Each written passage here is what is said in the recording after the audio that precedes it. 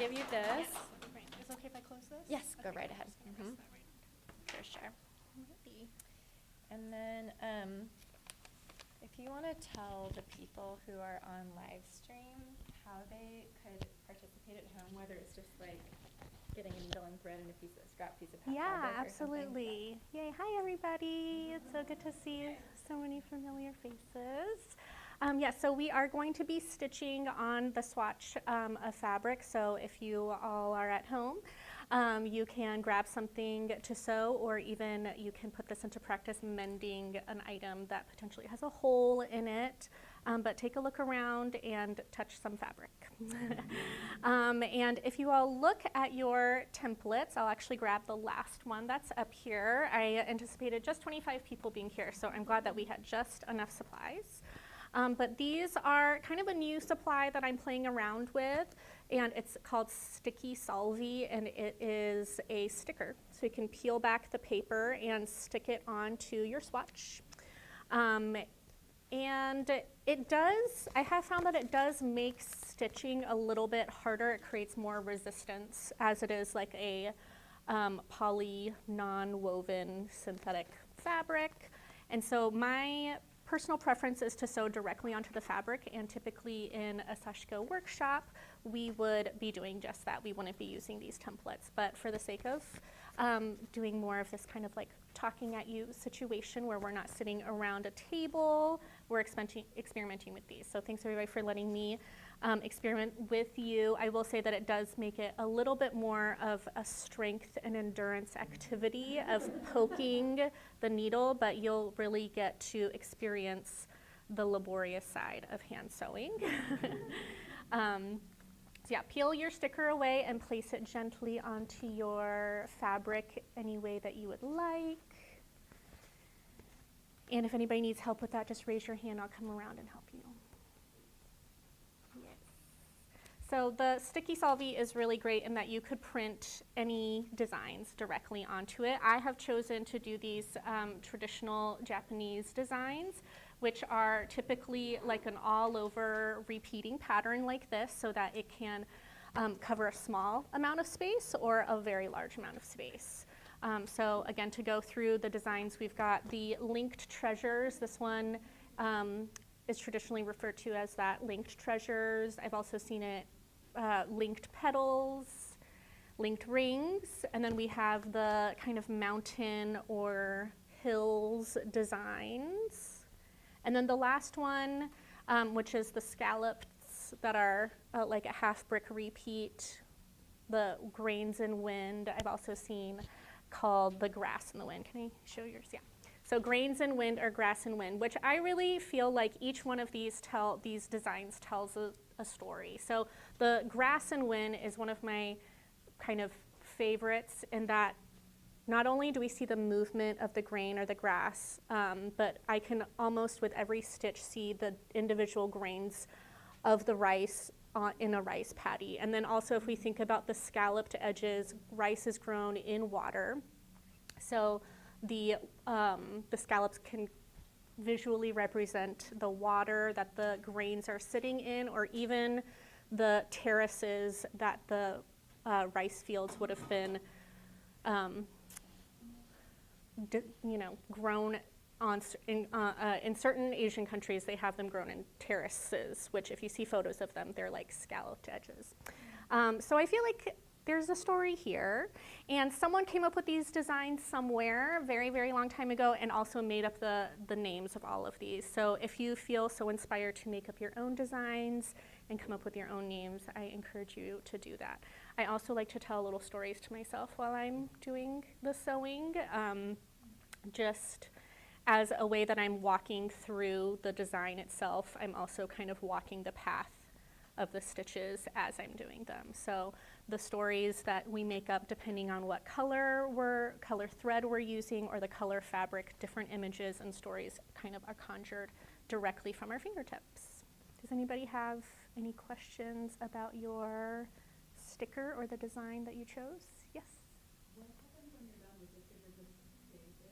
No, actually, that's a great question. So the Sticky Solvy does dissolve in water. So after you're done with your design, you can rinse it under warm water, and then if it is caught underneath your stitches, you can apply some pressure, scrape at it, or I have like an old toothbrush that I use to kind of scrape it away.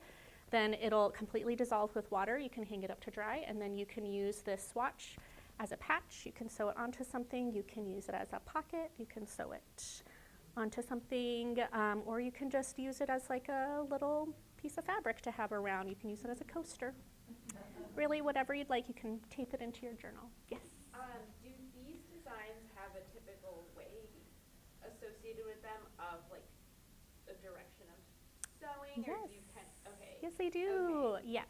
All right, so we're going to dive right into that second area. So as we are doing our designs, one of the things with the Sashiko designs, and I will talk a little bit more about that word and what the practice is, but we are working as the all-over design. So with this linked treasures, though there are circles, we aren't stitching each circle individually. You'll see on my example here that I'm actually doing the curved line. So basically the path of least resistance. So this wiggle line here is the path of least resistance. I'm going around in the circle. And what this achieves is that we are mindfully unhinging our brains from the end product, and we are following the path of the design that's provided for us. So instead of thinking, oh, I'm going to stitch this perfectly round circle, I am instead just following the undulating line, which will eventually come all the way around and create the circle. Yes?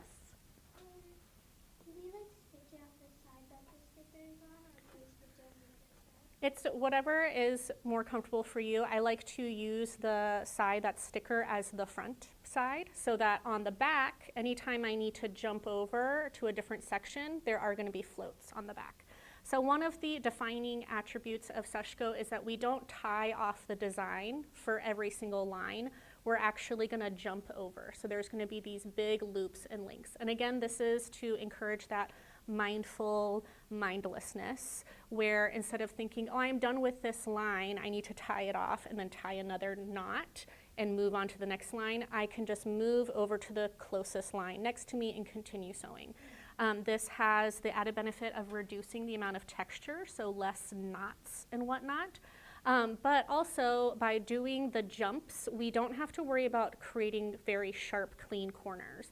So this one has a lot of corners, and it would be a real challenge to go around each little right angle corner. So instead, you can see on the back of this sample, there's a lot of jumps between every single line. So again, the path of least resistance. I'm sewing, jumping, sewing, jumping, sewing to create this one long vertical line. And I can start by doing all the horizontal lines and then coming back and doing all of my vertical lines. And then at the end, I'm rewarded with this all over pattern. But on the back, if I were to try to turn corners or tie knots, this would be a very bumpy textured textile, and if I wanted to use it as like a placemat, there would be a lot of unevenness to it. So by doing the jumps, we're actually creating more smoothness and overall design. So for your sampler, if you are working with the linked treasures, you would start in one corner and follow the curved line.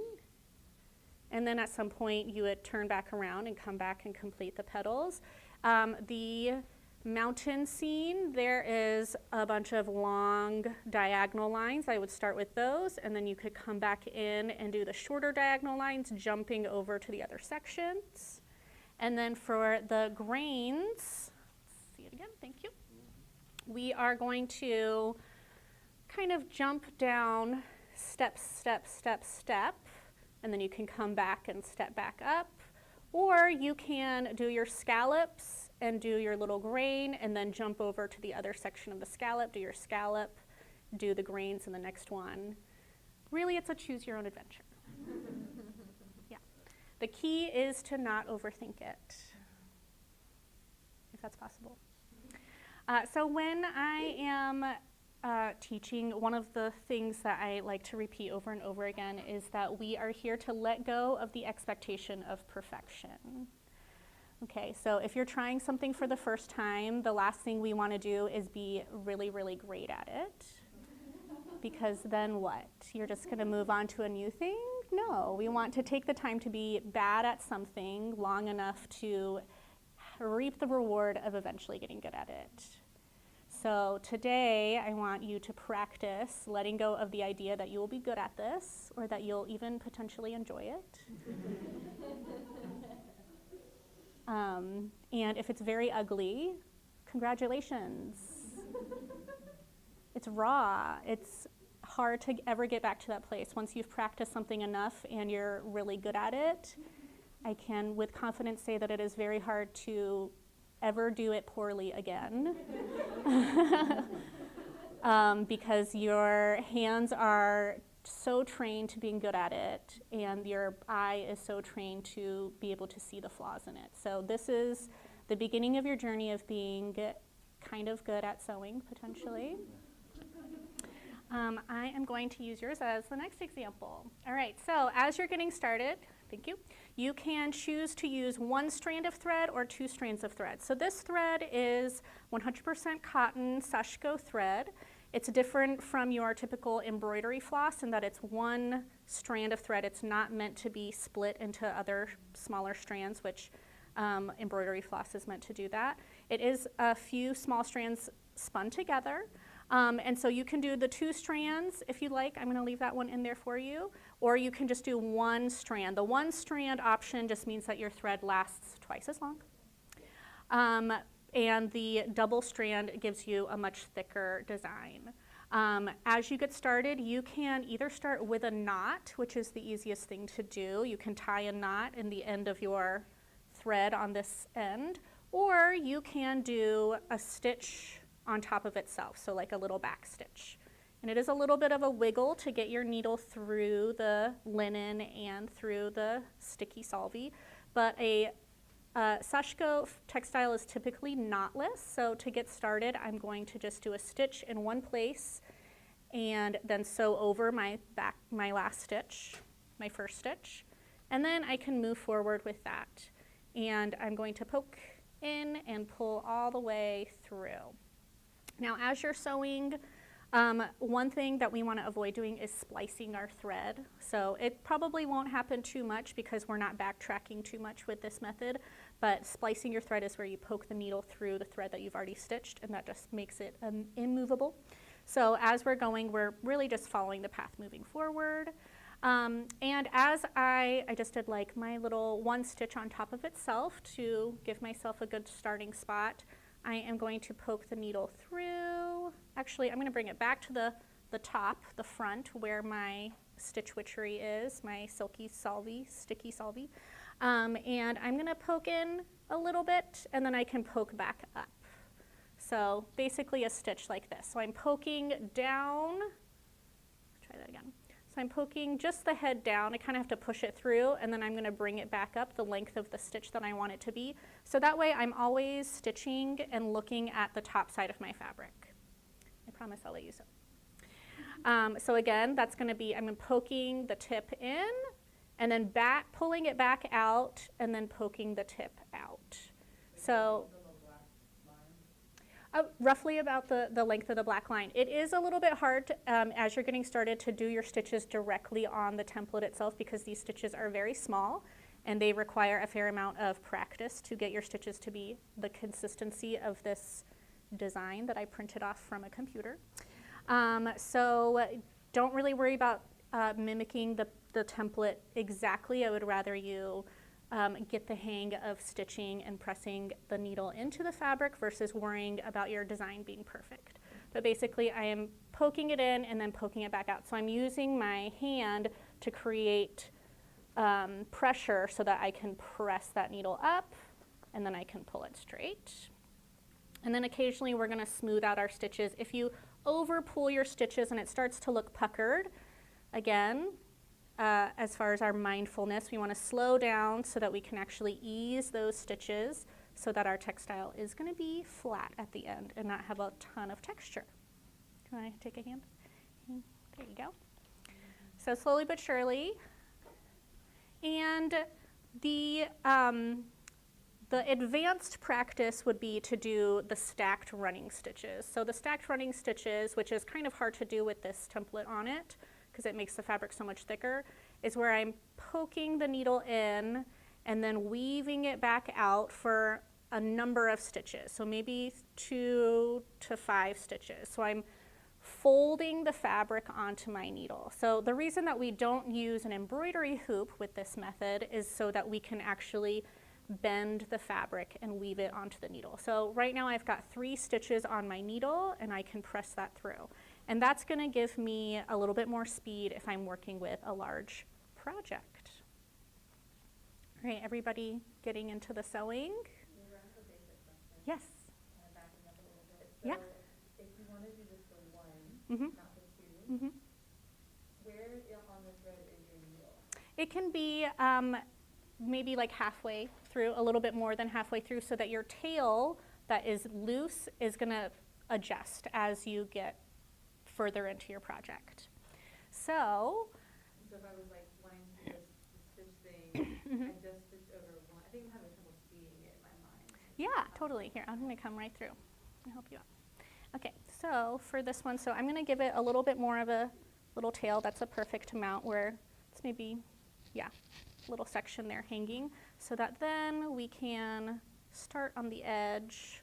I'm going to pull it all the way through so that there's maybe just, you know, an inch or more, so that I don't pull it through too much and lose it. Then I can do a stitch, and then I'm going to backtrack and stitch over the stitch that I've just done. So that, yeah, yeah, yep. And this is just going to create a knot without creating a knot, and also I'm hiding my knot on top of itself so that I can then continue sewing. There we go. And then as you get closer to this tail, you're just going to scoot your needle. Yes. Yeah, absolutely. There you go.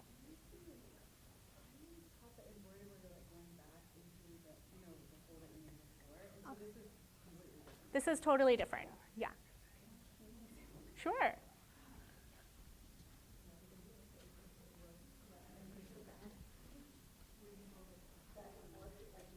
Doing a hem or something. It's not like doing a hem on the clothes. Yeah. Oh, okay. Yeah, let me. I'm having trouble like visualizing it. Okay, so, okay. Okay. So we're doing running stitches. So we're not doing a solid back stitch Yeah. type of embroidery. This is a completely different thing. Got Yeah. it. So we want the spaces in between our Okay. stitches. Does that answer your question? Yeah, so this, I'm doing this like I would do a hem. You're doing an embroidery, traditional embroidery. Right. We're doing a totally different thing. We're doing running stitches. This is how I Go Yeah. stand in the corner. I'm just going like in and out. Like, Correct. Okay. Yeah, yeah. Can I see? Absolutely. Oh, I see. Okay. Yeah, yeah. You see like me. Can I see the That looks very good. Maybe, Yeah. The, where did you make the knot? Okay, So it's a stitch on top of itself. okay. Yep. So you can see right here. Mm-hmm. There's a loose edge, but I've done the stitch on top of itself. Okay. Yeah. Do you want me to get you started? Sure. Alrighty. Mm-hmm. Make this a little bit shorter so you don't poke your neighbor's eyeball out with that needle. Okay. And then we're going to poke in, bring it all the way to the end, poke it down. There you go. We're going to poke back up. So the other way is called a cross stitch, you said? Like where you're going back in the same That's hole? a back A back stitch. stitch. Yeah. Okay, yeah. There you go. Now you can just start doing your Okay. running stitches. Yeah. How are things going over here? I think we're Running along. Love it. doing all right. Good job. So much. Thank you. You said oh. Okay, so you're just going to want to slow down enough Okay. to not yank it, because you've basically got a little twist knot here. Okay. Now pull. And the needle just came out. Okay, so you're going to rethread your needle. Okay, before Yeah. I pull. Yes. There you go.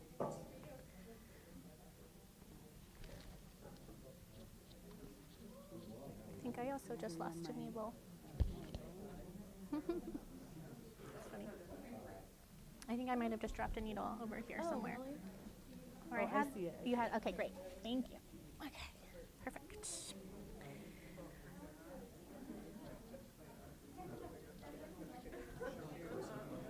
absolutely. So we're doing these running stitches. And this is actually the back side of my fabric, so you can see that I have these floats on the back so that on the front, my design kind of jumps around. And then this template part will be dissolved and washed away at the very end.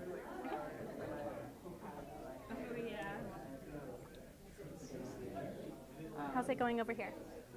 Good. Okay, Yeah. great, awesome. How are you doing?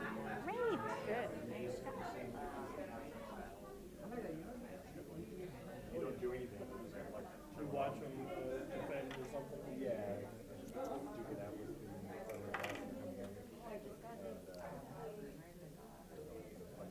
Okay. Yeah. I want to leave some time for discussion at the end. Yeah. Mm-hmm. And so I just wanted to check in with you to see if there's other things that you feel like you want to share with the whole group, or Yeah. if you want to talk about this or whatever. Yeah, And how then much time maybe- do I have? Well, that's what I'm thinking. The event technically ends at 5, but I want to leave some time for discussion. Okay. So I'm wondering if whether people can keep sewing while we're having the discussion. Sure. And I want to make sure that you have the time that you need to also say what you want to Okay, say. great. I will start my talk now. Yeah.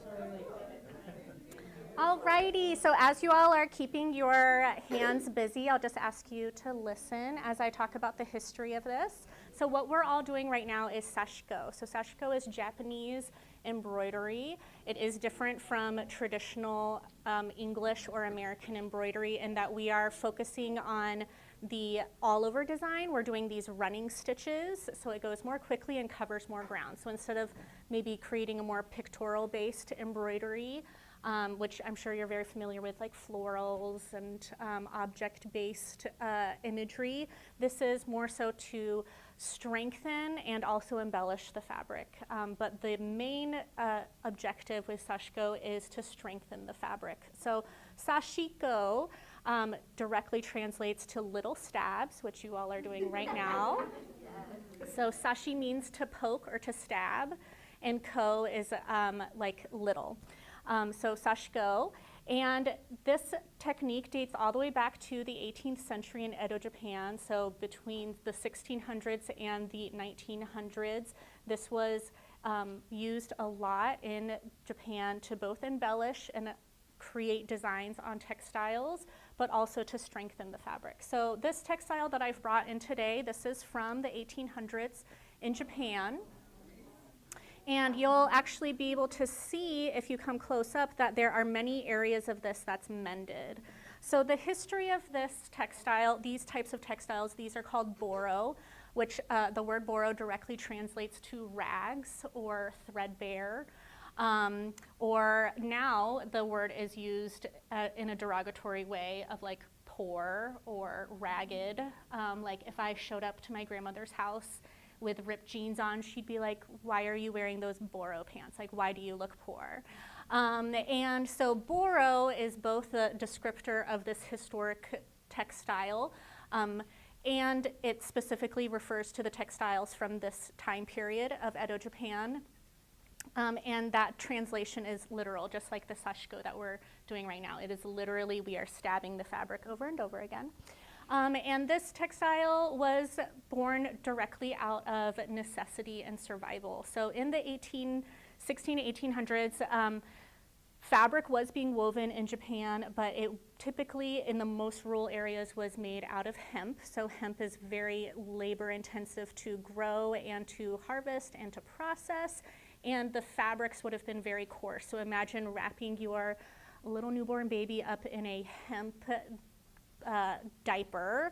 Obviously, it's just coarse, and many people would have just 1 or 2 jackets throughout their lifetime, and same thing with like blankets and bedding. Everything would have been hand woven out of hemp and would have been coarse.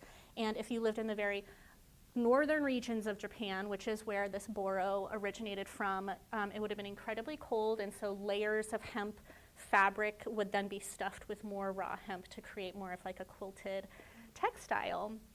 So it wasn't until the 1890s that the railway was built in Japan, so that cotton, which was able to be grown in the more southern regions of Japan, the warmer regions, could then be transported to the northern regions of Japan where the cotton could not sustainably be grown.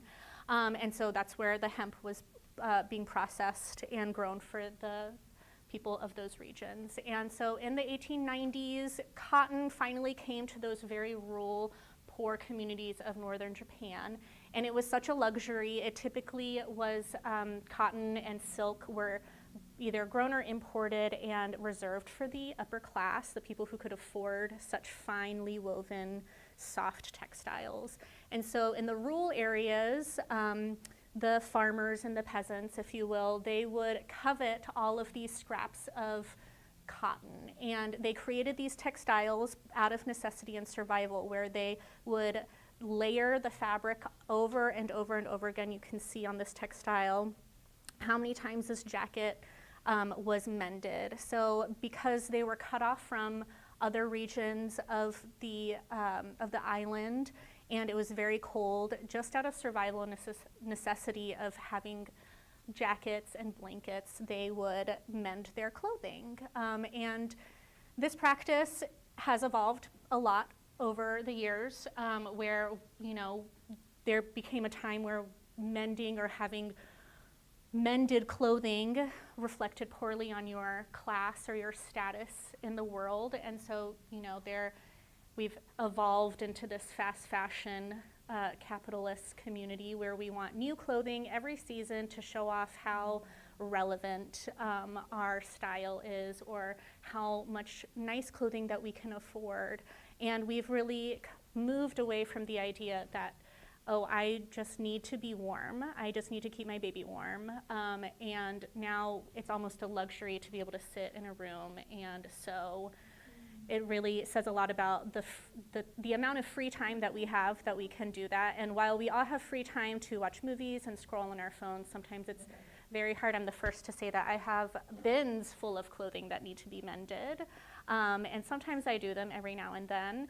But at the same time, it's just as easy to walk around with a hole in my jeans. I'm okay with that. But if you were living in a very, very cold environment, you wouldn't want those holes in your jackets or your pants to let in that icy cold wind coming off from the ocean. You live on an island. So the textiles themselves were very artfully mended. If at closer glance to this, there are many layers of striped and plaid fabrics layered underneath, amazingly pattern matching, to disguise and to intentionally mend all of these. And I feel like the threadbare aspects of it also now lends to its beauty, but also it just goes to show how thoughtful the people who took the time to mend their clothing really were. The textiles themselves, if they were very patchworked, may have been overdyed with indigo, so you can see that there's multiple shades of indigo here. And then to strengthen the textiles, they would have done what you all are doing now, doing running stitches all over the fabric and strengthening the many layers of small little scraps sewn together. And by adding the stitches that you all are doing right now, they are overall strengthening the life of the textile. Right, how's sewing going for you all? Good. That's great. Alrighty, so before we move on to the discussion part, I'm just going to tell you 2 other ways that you can transfer the design onto the textile. So the first way that you all are doing is the template where it's printed out. The second way would be to draw a grid directly onto the fabric. So I've drawn a 1 by inch square grid directly onto my fabric. Then I can draw my circles into that grid. So this is without the sticky solvi template. And then the third way, which is the way that I teach in workshops, is with a sheet of carbon transfer paper. And so I would print out my templates on paper. Then I would have my carbon transfer paper and then my fabric up underneath. And then I could trace over the designs where I want them to be on my fabric, and the carbon transfer paper would transfer onto the fabric. And so I can work with really, really large scale projects that way, because then I can tile my design and transfer it as I need to.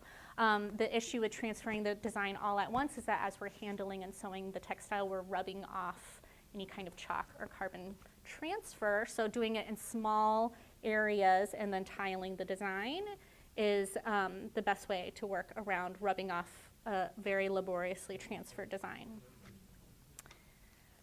Alrighty. So it would have been drawn on like this. So you would have drawn the grid on, and then you could hand draw the design within the grid. Yeah.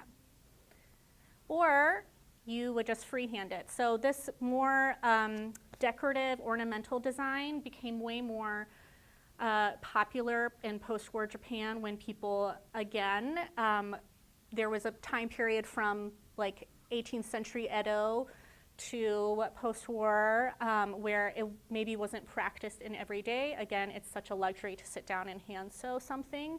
So there is artisans who do this as their full-time job, and so you could send off, just like here we have people who like quilt things for you. You can send off your things to be stitched or mended, and then it became like a leisure activity in post-war Japan, where it became more of like a lady's craft, where you are embellishing items in your home. In Japan, there's many common textiles that this would be used on would be like the noren, which is the fabric split curtain that's in front of like in a front door or in between a living and kitchen space. So basically separating the outside to the inside, or kitchen from living, or traditionally just beautiful textiles are collected and then used to cover items in your house. So if you have like a printer or a keyboard, you would just have a beautiful cloth that you cover your items with so they don't get dusty. And so people would sew textiles and then use the textiles to cover up their items. Or you use it for something like this, which is just like a tea towel or a hand towel. So this is actually 2 layers of thinly woven fabric that are then stitched together. So this creates a 2-sided design, and the floats, those jumps in the back of your design, are actually hidden between the 2 layers. So this makes a seamless 2-sided design. So that is the even more advanced version of what we're doing. Yeah. No, actually they're stitched at the same time. And then as I'm jumping over areas, I'm stitching in between the 2 layers where I can't see, and then poking it back out to continue sewing. So it's sewn together, the layers are sewn together. Yeah, as a 2-sided design. And the knots and everything are hidden to the inside. Yeah. Yes. Any other questions? No? Okay. Awesome. Well, I will be over here. I have my examples if you want to take a look at them.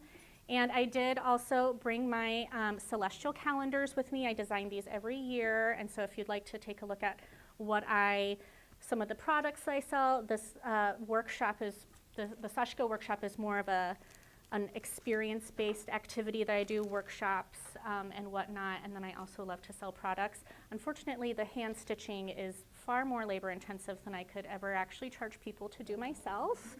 And also, I'm like afraid of getting tendinitis, so you literally couldn't pay me $1 million to hand sew a thing for you. Yes, absolutely. This garment is called a boro. That's not just the... Yes, so this is the method of mending and patching from this time period is called boro, the textile itself. So the jacket is a jacket, but the boro, the method of mending and hand stitching, can be applied to like blankets and pillows and other household goods. And does this jacket have a story, like before it came to you, or like? So I did, yeah. So I found this jacket at a flea market in Tokyo, and it was a real find. I dug through many, many vendors and many piles to get to this, and I actually had to elbow. I was looking for a textile like this, and the family that I bought it from have been longtime textile collectors, so they had lots and lots of different Japanese textiles from different eras, and they had purposefully somewhat hidden it away from tourists, and were like, oh good, you found it, type of thing. And I did have to elbow another tourist out of my way to really get to it. So this was definitely a proud achievement, and it is relatively rare to find these in such good condition from this time period. The ones that are in the best condition are in museums. So this is a very special piece to me that this is the first time I'm bringing it out in a long time. So I'm glad you all are here. If you want to touch it, make sure your hands are clean.